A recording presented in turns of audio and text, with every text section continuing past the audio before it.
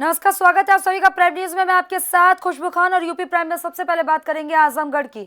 आजमगढ़ के बांसगांव के दलित प्रधान सत्यमेव जयते की हत्या पर राजनीति शुरू हो गई है। सत्यमेव के घर जाने और परिजनों से मिलने के लिए जैसे ही कांग्रेसियों का प्रतिनिधिमंडल सर्किट हाउस से तरुआ के लिए रवाना हुआ, पुलिस ने उन्हें हिरासत में ले लिया। इसके बाद कांग्रेसियों ने जमकर हंगामा किया। इस दौरान कांग्रेसियों और पुलिस में जमकर धक्का मुक्की भी हुई, जिसके बाद पूरा क्षेत्र पुलिस छावनी में तब्दील कर दिया गया। कांग्रेस प्रदेश अध्यक्ष अजय कुमार लल्लू, राज्यसभा सांसद पीएल पुनिया समेत कई नेता पहले ही आजमगढ़ के सर्किट हाउस पहुंच चुके थे। तस्वीरें आपकी टीवी स्क्रीन पर दिखा रहे हैं। तस्वीरों में आप देख सकते हैं कि किस कदर सियासत गरमाई हुई है। पुलिस और कांग्रेसी कार्यकर्ताओं में झड़प होती हुई आप देख सकते हैं। दलित प्रधान की हत्या पर सियासत जो है गरमाती जा रही है। आजमगढ़ की ये तस्वीरें हैं। तरुआ जा रहे कांग्रेसियों पर पुलिस ने रास्ते में रोका। जब रोकने की कोशिश की तो पुलिस और कांग्रेसी कार्यकर्ताओं में इस दौरान झड़प भी होती हुई देख सकते हैं। यानी कि राजनीति जो है चरम पर है। तरुआ जा रहे कांग्रेसियों को पुलिस ने हिरासत में भी लिया है। दलित की हत्या हुई, प्रधान की हत्या हुई, जनप्रतिनिधि की हत्या हुई, रोज महिलाओं के ऊपर घटनाएं हो रही हैं।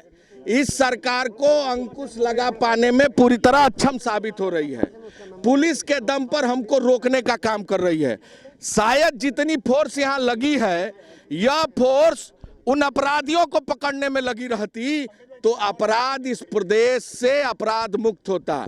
गुंडा राज कायम है, जंगल राज कायम है, दलित की हत्या हो रही है, अकलियत के लोगों को जेल भेजा जा रहा है और ये सरकार मुकदर्शक बनी है। हम इस तानाशाही सरकार से डरने वाले नहीं, झुकने वाले नहीं। परिणाम जो भी हो, लाठी खाएंगे, जेल जाएंगे, लेकिन इस सरकार के खिलाफ मजबूती के साथ कांग्रेस का एक एक कार्यकर्ता संघर्ष करेगा। हम अपने कार्यक्रम में निकल रहे थे प्रदेश अध्यक्ष जी के नेतृत्व में, तो यहाँ देखा ताला लगा हुआ। हमने बताया हम सांसद हैं, ये प्रदेश अध्यक्ष हैं, विधायक हैं, पूर्व मंत्री हैं, आर.के. चौधरी जी हैं, बिजलाल खाबरी जी हैं जो पूर्व सांसद हैं, वो उनको रोका जा रहा है। हमने कहा कि कोई आदेश हो तो बताइए। कोई आदेश नहीं। ये इस तरह से अनाधिकृत असंवैधानिक नज़रबंदी, ये खेदजनक है, गलत है। ये हमारे जो विशेषाधिकार हैं उनका हनन है। पार्लियामेंट का सत्र शुरू होने वाला है, इसको जरूर उठाएंगे। ये तानाशाही नहीं चलेगी। और हम कर क्या रहे थे? हम केवल जो पीड़ित परिवार है, जो प्रधान जी हैं, जिनकी हत्या हुई, निर्मम हत्या हुई है, उन वहाँ जाके परिवार को संवेदना व्यक्त करना चाहते थे, पूछना चाहते थे कि न्याय मिला कि नहीं मिला, उनको जो सहायता मिलनी चाहिए वो मिली कि नहीं मिली, सरकार का रवैया क्या है, पुलिस का रवैया क्या है, लेकिन वहाँ नहीं जाने दे रहे।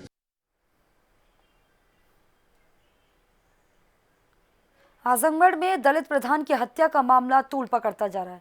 कांग्रेस इस घटना को लेकर अब आर पार के मूड में नजर आ रही है। वहीं महाराष्ट्र के ऊर्जा मंत्री नितिन राउत भी अब आजमगढ़ पहुंचे, जहां जौनपुर में आजमगढ़ की सीमा पर वर्धा थाने की पुलिस ने उनको रोक लिया। इस दौरान कांग्रेस कार्यकर्ताओं की पुलिस से नोकझोंक भी हुई, जिसके बाद नितिन राउत पैदल ही आजमगढ़ की तरफ रवाना हो गए। तो तस्वीरों में आप देख सकते हैं किस कदर जो है मामला तूल पकड़ता जा रहा है। आजमगढ़ जा रहे नितिन राउत को जब पुलिस ने रोका तो तमाम जो कांग्रेसी कार्यकर्ता थे वो यहाँ पर पुलिस से भिड़ गए। पुलिस के साथ नोकझोंक भी हुई। इन तस्वीरों में साफ तौर पर आप देख सकते हैं आजमगढ़ में दलित प्रधान की हत्या का ये पूरा मामला है, जिसमें अब मामले में राजनीति शुरू हो गई है। कांग्रेस कार्यकर्ता जमकर विरोध कर रहे हैं और तमाम लोग जो हैं कांग्रेस के कार्यकर्ता हैं वो घटनास्थल पर पहुंचने की कोशिश कर रहे थे और परिजनों से मुलाकात करना चाह रहे थे, लेकिन पुलिस ने रास्ते में ही रोका ताकि स्थिति नियंत्रण में बनी रहे, स्थिति खराब ना हो जाए। लेकिन यह कांग्रेसी कार्यकर्ता नहीं माने, पुलिस से नोकझोंक हो गई। नोकझोंक की तस्वीरें आपकी टीवी स्क्रीन पर दिखा रहे हैं किस कदर जो है इन कार्यकर्ताओं ने पुलिस को घेर लिया और इस दौरान आप देख सकते हैं कि फिजिकल डिस्टेंसिंग का पालन भी करते हुए ये नजर नहीं आ रहे। देखिए, मैं तो उत्तर प्रदेश के आजमगढ़ ज़िले में बांसगांव के प्रधान की दिन दहाड़े गोलियां मारकर जिस प्रकार से निर्मम हत्या हुई है, उस सिलसिले में उनके परिवार को सांत्वना पर भेंट देने के लिए मैं यहाँ आया हुआ था, लेकिन जिला प्रशासन ने मुझे यहाँ आजमगढ़ ज़िले के इस गौरा बादशाहपुर के इस चौक पर मुझे रोक रखा है। मैंने अभी उनको कहने जा रहा हूँ कि अगर आप 15 मिनट में मुझे यहाँ से रवाना करें या तो फिर हम पैदल यहाँ से फिर बांसगांव की ओर निकलेंगे।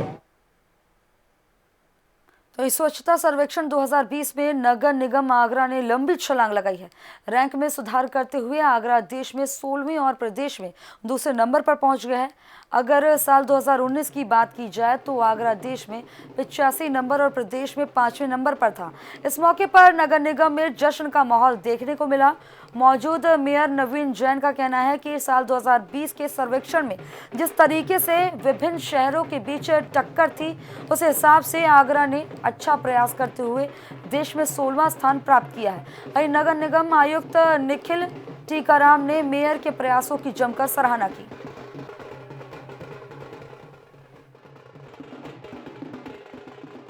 यहाँ आगरा के लिए बड़ा ऐतिहासिक दिन है कि हम स्वच्छता सर्वेक्षण जो भारत सरकार के द्वारा होता है उसमें हमने 16वां स्थान प्राप्त किया है। अगर मैं 2017 की बात करूं तो 2017 में स्वच्छता सर्वेक्षण का जो रिजल्ट आया 247वां स्थान हमारा आया और 2018 में हमारा 102वां स्थान आया और 2019 में हमारा 85वां स्थान आया और 2020 में हमारा 16वां स्थान आया है। इन सब के लिए मैं पूरे नगर निगम परिवार को बधाई दूंगा। हमारे चाहे सफाई कर्मचारी हो, हमारे पार्षदगण हो, हमारे अधिकारीगण हो, सब ने, हमारे शहर की जनता ने जागरूकता के साथ ना गंदगी करेंगे ना किसी को करने देंगे, एक जो नारा हमने दिया था शहर की जनता को, वो शहर की जनता ने उस नारे को स्वीकार किया और उसके अनुरूप काम भी किया। ये सबसे पहले मैं श्रेय देना चाहूँगा आगरा के सभी नागरिकों को। उसके बाद श्रेय जाएगा हमारे माननीय महापौर जिनका यहाँ पे बहुत अच्छा गाइडेंस रहा, हमारे सभी पार्षदगण जिनका सहयोग रहा, मुझसे पहले वाले नगर आयुक्त जिनके नेतृत्व में ये पूरा सर्वेक्षण के दौरान कार्य किया गया, हमारे अपर नगर आयुक्त, स्वास्थ्य विभाग की सभी टीम और सबसे महत्वपूर्ण हमारे सफाई कर्मी जो अपने अथक प्रयास से शहर को साफ रखने की कोशिश करते हैं। इसमें मैं ये कहना चाहूँगा कि जैसे सबको बताया गया है कि इतनी लंबी छलांग आगरा ने लगाई है, उम्मीद ये है कि सब अच्छा रहेगा तो अगले वर्ष टॉप 10 भारत में ज़रूर एंटर करेंगे और यूपी में तो किसी भी हालत में नंबर 1 हम लोग आएंगे, ऐसा प्रण हम लोगों ने लिया है। जैसे मेयर साहब ने अभी बताया कि पहले अभियान चला हुआ है, ऐसा अभियान हम लोग आगे भी चलाएंगे ताकि फिर से जो एक नव चेतना के साथ हम लोग काम कर सके, इसमें हम लोग प्रयास करें। आईजी मेरठ रेंज प्रवीण कुमार आज गाजियाबाद पहुंचे, जहां उन्होंने एसएसपी ऑफिस, पुलिस लाइन और केवी नगर और मसूरी थाने का निरीक्षण किया। इस दौरान आईजी ने कमियों को दूर करने के आदेश दिए, साथ ही पुलिसकर्मियों को मोटिवेट भी किए जाने की बात कही।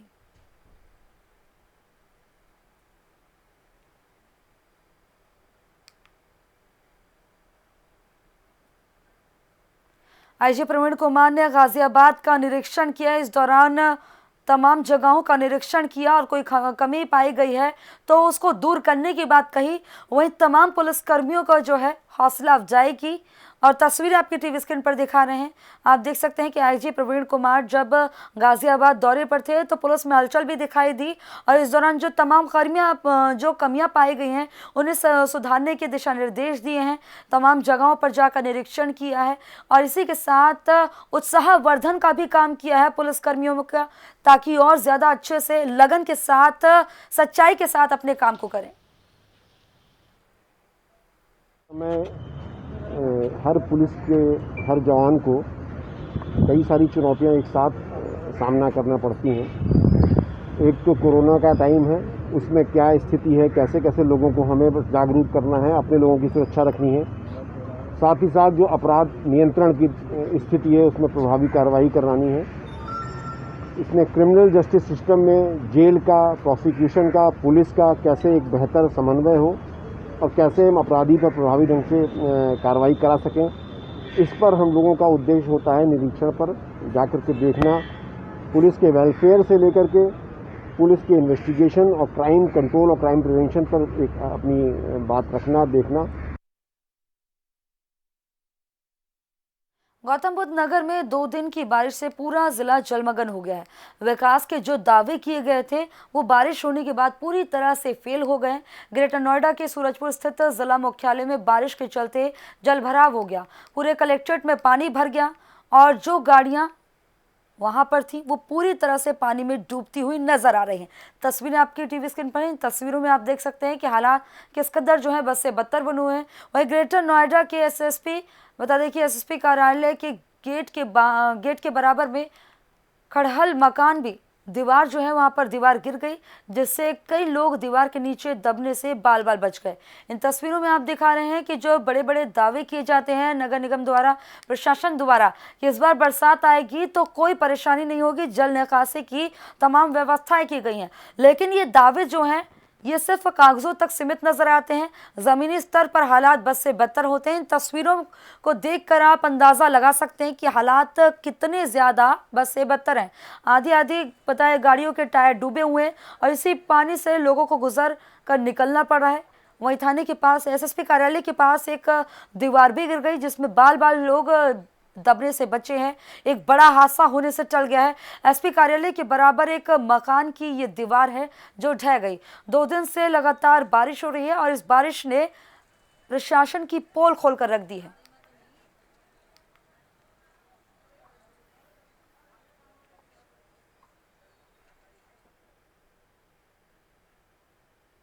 तो यूपी में अपराधियों पर प्रशासन पूरी तरह सख्ती से बरत रहा है, सख्त नजर आ रहा है, जिसकी वजह से अपराधियों में खौफ मचा है, जिसकी बानगी इटावा में देखने को मिली, जहां पर कई मामले में वांछित चल रहे पुष्पेंद्र दौरे को पकड़ने के लिए गई पुलिस को अजीबो गरीब परिस्थितियों का सामना करना पड़ा। अपराधी पुष्पेंद्र ने पुलिस से बचने के लिए खुद को आग के हवाले कर दिया, जहां इलाज के दौरान उसकी मौत हो गई। और वहीं पुष्पेंद्र ने मरने से पहले पुलिस पर गंभीर आरोप लगाए हैं। पुष्पेंद्र ने पुलिस पर उसे जलाने का आरोप लगाया है।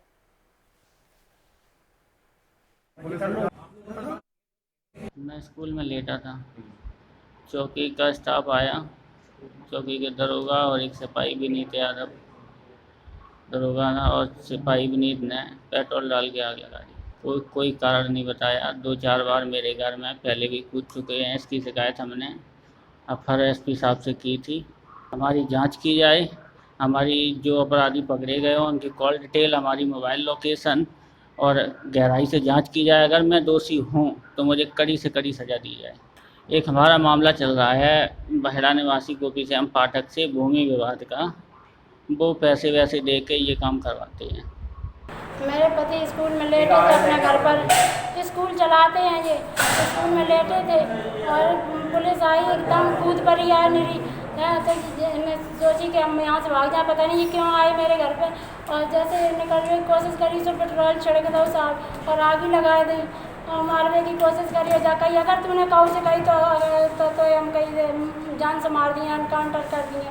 और तेरे इतने मुकदमा लगे हैं, अगर एनकाउंटर ना करो तो मुकदमा लगे, इतने लगे जीवन में कबू जेल से की तेरी औरत छुटवाए नहीं पे। पुष्पेंद्र नामक एक व्यक्ति है जो कि कई बार जेल जा चुका है और 9 तारीख को कानपुर देहात की पुलिस थाना सिकंदरा की यहाँ पर आई थी और उनके द्वारा और हमारी पुलिस के द्वारा उसके तलाश हेतु दबिश दी गई थी। 4-5 मुकदमों में वांछित चल रहा है।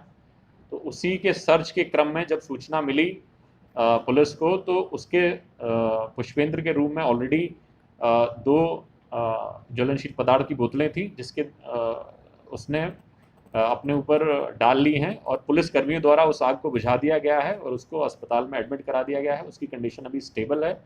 प्रथम दृष्टया यह प्रतीत होता है कि अपने आप को बचने के लिए उसने, मुकदमों से बचने के लिए उसने ये करने का प्रयास किया है। अभी एसपीआरए द्वारा और बाकी अधिकारियों द्वारा मौके पर जाके जांच की जा रही है। जांच के बाद पूरी स्थिति क्लियर होगी। तो कोरोना को लेकर पीलीभीत प्रशासन पूरी तरह से मुस्तैद है, सतर्क है और इस महामारी से निपटने के लिए हर मुमकिन कदम उठाए जा रहे हैं। इसी के तहत डीएम पुलकित करे ने आज जिला महिला अस्पताल में 100 बेड के L2 attach Covid care centre के संचालक के लिए व्यवस्थाओं का निरीक्षण किया और इस दौरान डीएम ने अस्पताल में साफ सफाई का जायजा लिया। साथ ही मुख्य चिकित्सा अधिकारी को निर्देशित किया है कि सभी मानक व्यवस्थाएं कल तक सुनिश्चित कर ली जाएं।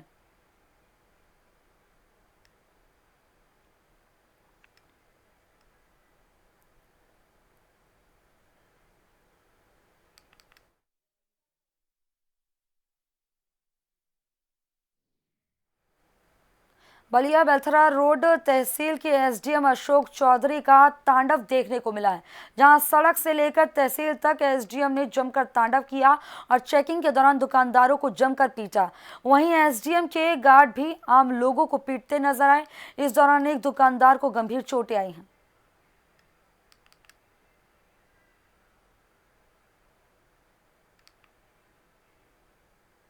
संगम नगरी प्रयागराज में गंगा और यमुना नदियों का जलस्तर लगातार बढ़ता जा रहा है और मानसूनी बारिश और हरिद्वार, नरोरा और कानपुर बैराज से छोड़े गए पानी से गंगा और यमुना नदी खतरे के निशान के ऊपर बह रही है। नदी किनारे रहने वाले लोगों को सुरक्षित स्थान पर भेज दिया गया है, जहां पर जबकि एनडीआरएफ की टीम लगातार बाढ़ प्रभावित क्षेत्रों का निरीक्षण कर रही है, नजर बनाए हुए है।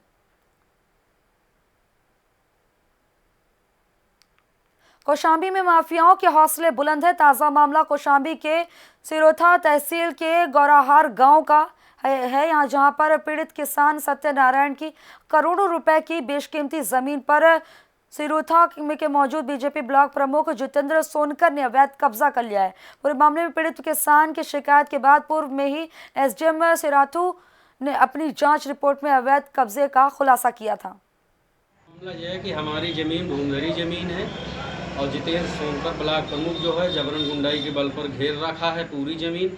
मेरी ज़मीन सत्यनारायण मेरा नाम है, मेरे भाई का राम नारायण नाम है, हम दोनों सह खातेदार हैं। ज्योति मौर्य महोदय एसडीएम जी ने पूरी रिपोर्ट दिया है कि इनकी ज़मीन जबरन गुंडाई के बल पर जितेंद्र सोनकर बनवा रहा है। प्रभारी निरीक्षक सैनी महोदय साहब को स्पेशल लेटर दिए सर, उसके बाद सीओ साहब को महोदय जी को दिए, लेकिन 6-7 महीना बीत जाने के बाद कोई कार्रवाई नहीं कर रहे हैं, कोई प्रशासन न कोई मुकदमा। जौनपुर में सड़क हादसे में हुई युवक की मौत के बाद मामला गंभीर हो गया है। आक्रोशित लोगों ने पुलिस पर लापरवाही का आरोप लगाते हुए रास्ता जाम कर लिया। वहीं मौके पर पहुंची पुलिस को जाम खुलवाने के लिए जमकर लाठीबाजी करनी पड़ी। इस दौरान लोगों ने पुलिस पर जमकर पथराव किया। दरअसल मामला जलालपुर थाना क्षेत्र का है, जहां पर त्रिलोचन महादेव बाजार के पास देर रात तक हादसा हो गया, जिसमें एक युवक की मौत हो गई। हमारे जो भाई थे उनका एक्सीडेंट हुआ था करीब 7 बजे के आसपास में। हम लोग जब पता चला तो उन्होंने गाड़ी छोड़ के भाग गए थे और उन्होंने सही इन्फॉर्मेशन नहीं दी कि हम कहाँ पे। उसके बाद जब हम थाने पे आए तो थाने पे हमारी एफआईआर नहीं लिखी, जो भी क्रिया है उन्होंने लिखा नहीं, और उनके बाद हमें गलत बताया गया कि वो किसी हॉस्पिटल में है। जब हम वहाँ पे हॉस्पिटल में गए तो वहाँ पर भी नहीं था। सर मेरा पति 5 बजे बिने आके ट्रैक्टर पे ले गया, मेरा पति ले गया ट्रैक्टर पे काम करने के लिए जबरी, और जब आए वहाँ पे से खाने के लिए बिना आया, फिर दोबारा बुला के लेगा। मेरा पति कहा कि मैं नहीं जाऊँगा, तब भी बिना कहा कि हम ले जाएंगे। वो जबरी वहाँ पे ले गया, मेरा पति को मार दिया, मार के वो भाग गए। घर पे गए तब भी पे नहीं मिले हैं। उसने ना फोन किया और नहीं बताया कि तुम्हारा पति का घाव लगा है, क्या हुआ है। मेरे तू अपने घर पर फोन कर दिया, अपने माँ बाप को फोन कर दिया कि मेरा तू घाव लग गया है, उसको तू क्या। मेरा पति को वहाँ पे छोड़ के भाग गए। कल रात की बात है, एक ट्रैक्टर बोलेरो को बचाने में खाई में गिर गई और उसमें जो युवक बैठा था मजदूर टाइप का, उसको ट्रैक्टर के पहिए के नीचे दबने से उसकी मृत्यु हो गई। इस संबंध में मुकदमा कायम किया गया है और आवश्यक कार्रवाई की जा रही है। जो बॉडी मॉर्चरी में है, पोस्टमार्टम पश्चात नामक कार्रवाई की जा रही है। इसी बात को लेके इस घटना से और पुलिस की कार्रवाई से परिजन संतुष्ट हैं, लेकिन आसपास के गांव के लोग जो कुछ अपराधी प्रवृत्ति के हैं उन्होंने आज जाम लगाया और थोड़ा बहुत पत्थरबाजी की पुलिस पे। पुलिस ने आवश्यक बल कार्रवाई की और 6 लोगों को गिरफ्तार किया है। जिन लोगों ने इस तरह का कृत्य किया है उनके खिलाफ मुकदमा लिख गया है। यूपी के बांदा में आज गंगा यमुनी तहजीब देखने को मिली है, जहां पर काशीराम कॉलोनी में एक हिंदू समुदाय के युवक की मौत पर मुस्लिमों ने मिलकर पूरी रीति रिवाज के साथ युवक का क्रियाक्रम किया है और मृतक युवक के परिवार में उसे मुखाग्नि देने वाला कोई नहीं था, जिसके चलते मुस्लिम समुदाय के लोगों ने युवक का अंतिम संस्कार किया है।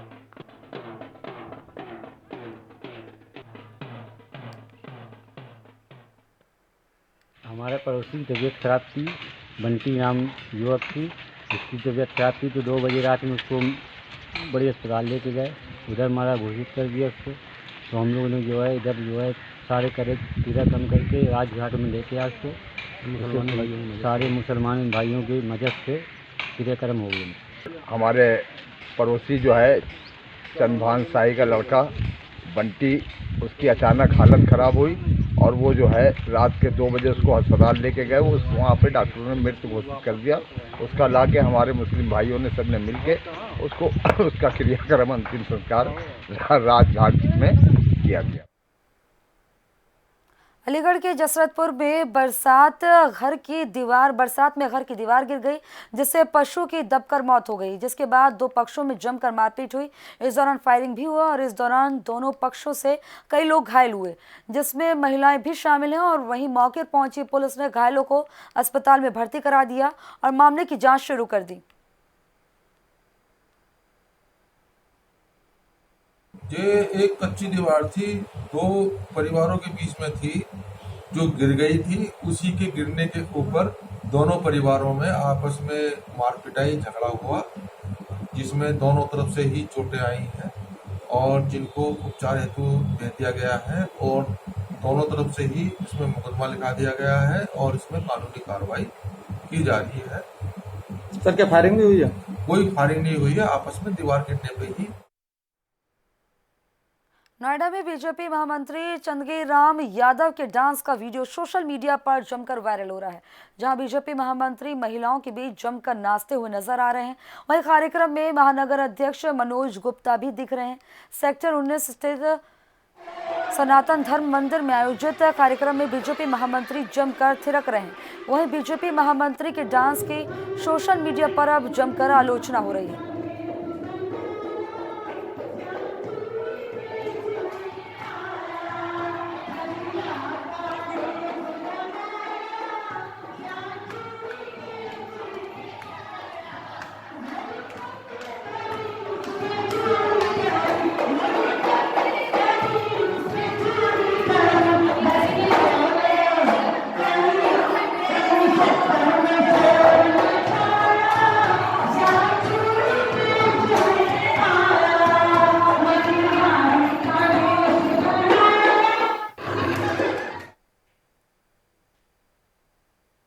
तो इस स्वच्छता सर्वे में गजरौला को पहला स्थान मिला है और इसके लिए पीएम नरेंद्र मोदी ने गजरौला पालिका अध्यक्ष और डीएम को सम्मानित भी किया।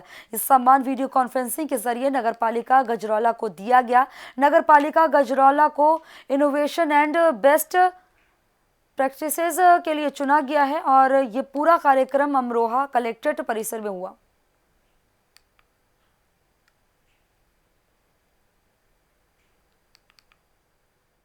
ये मैं सबसे पहले तो अपने ऑनरेबल प्राइम मिनिस्टर का बहुत बहुत धन्यवाद करना चाहती हूँ कि उन्होंने हमें इस लायक समझा और हमारे गजरौला नगर वासियों की ने बहुत हमारा साथ दिया है। शुरू से हम लोग इस मुहिम में लगे थे। मोदी जी का एक जो सपना रहा है स्वच्छ भारत के तहत, उनके जो भी दिशा निर्देश थे उनका हम लोगों ने पालन किया और चाहे बिन डिस्ट्रीब्यूशन हो, डोर टू डोर कलेक्शन हमारा हो और सेग्रीगेशन हो, प्रोसेसिंग हो, हर चीज़ में हम लोगों ने अपना जो भी बेस्ट लेवल थे वो दे दिया है हम लोगों ने। और बड़ी ही खुशी की बात है कि आज हमें ये सम्मान मिला है और बेस्ट इनोवेशन बेस्ट प्रैक्टिसिंग का हम लोगों को ये अवार्ड मिला है। तो मैं अपनी सभी गजरौला की जनता को, हमारे समस्त जितने भी स्टाफ, हमारे ईओ साहब को, सभी को थैंक करना चाहती हूँ और आभारी हूँ। और इतना ही कहेंगे कि हम लोगों ने 5 साल का समय मांगा था। हम लोगों ने कहा था कि हम एक आदर्श नगर पालिका बनाकर दिखाएंगे और मात्र 2.5 साल में हम लोगों ने अगर इतना काम करवाया है तो आने वाले 2.5 साल में अपने दिलो जान से हम लोग इसको बहुत ही चमकाना चाहते हैं। धन्यवाद। तो आज़ाद समाज पार्टी के अध्यक्ष चंद्रशेखर आज़ाद आज अंबेडकर दौरे पर पहुंचे, जहां उन्होंने प्रदेश की कानून व्यवस्था को लेकर सरकार पर जमकर हमला बोला। चंद्रशेखर ने सरकार पर हमला बोलते हुए कहा है कि प्रदेश में अपराधियों को सत्ता का संरक्षण हासिल है, उत्तर प्रदेश में जंगल राज चल रहा है।